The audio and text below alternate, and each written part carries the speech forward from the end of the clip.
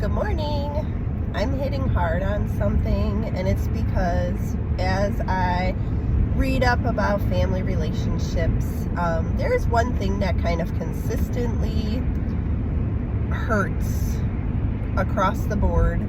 I can't think of any good reason for it. And it happens in many families. So I think it's elephant in the room time. I'm going to encourage you to consider how you respond when a problem arises. There are problem solvers. There are people who shut down. There are people who react boldly. The bold, I guess, isn't the word to use, because when I think of somebody reacting, losing their cool, maybe, is a better way. Give some thought to how you respond.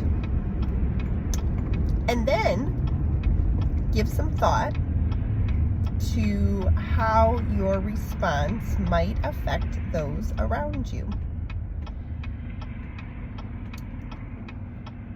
Are you feeling it?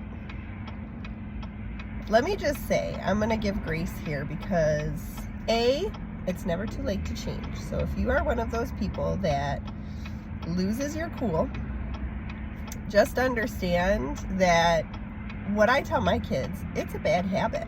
It's a bad habit to do that. There is a way to, there's somebody in front of me kind of anxious to turn, it looks like. Long story short, there is a right way and a wrong way to respond to situations, and even high stress situations they need more self-control than the situations that are just kind of everyday situations. But either way, things come up throughout the day, and say 5 situations come up in one day, and you might be a person who loses your cool. That means you've lost your cool 5 times in one day. And think about the people around you. I'm not trying to come off as holier than thou. In fact, I think my mission usually is to just kind of encourage you to have your eyes open. And I'm not just talking about you, I talk about myself as well. So I have a hair on my face. I feel it. It's one of those things that feels like a bug crawling. But anyways, I encourage you also to pay attention to how you respond, and then perhaps try to make the change. But I will also inform you, oftentimes it doesn't come from just our own willingness. Well, no, it can come from willingness, but it doesn't often come from our very best effort to change, because bad habits, they get rooted deeply, and it's literally, I know for myself, if I'm trying to change a bad habit, I will often overthink it, because I get to a point where I'm like, oh, I want to change this, and then I obsess about it, and that is not going to be helpful. So what I'm going to encourage you to do is to pray about it, and pray about it some more.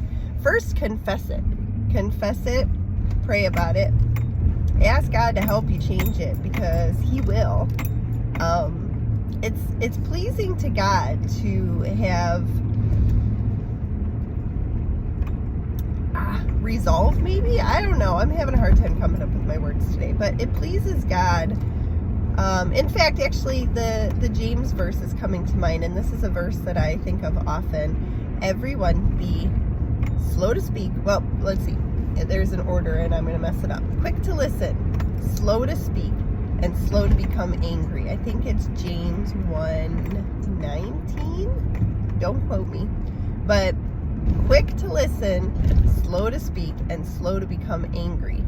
So I think what I do, I do tend to stay pretty cool in most situations. I've joked before about how I think I overused my cortisol when I was having all my panic attacks back in the day. But truly, I'm also very, very mindful And thankfully, God has blessed that by helping me really to be slow to angry. It takes a lot to get me mad.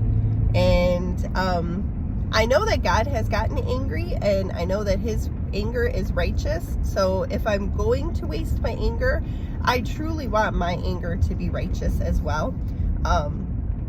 Certainly there are things to get angry about in this world, absolutely, but I think it's important to pay attention to the things that are making us angry, and then maybe give some thought to whether or not that's righteous anger or emotional anger, which we know that our emotions can get the best of us some days if we allow them. So again, just being mindful about it, but then also confessing it to God and asking him for help, and understand that it's a little bit of a process. Bad habits take some time to develop, but then they take even longer to break them. So that's my message for today. I hope it was well received, and don't be mad at me. I'm just being a messenger. Have a great day.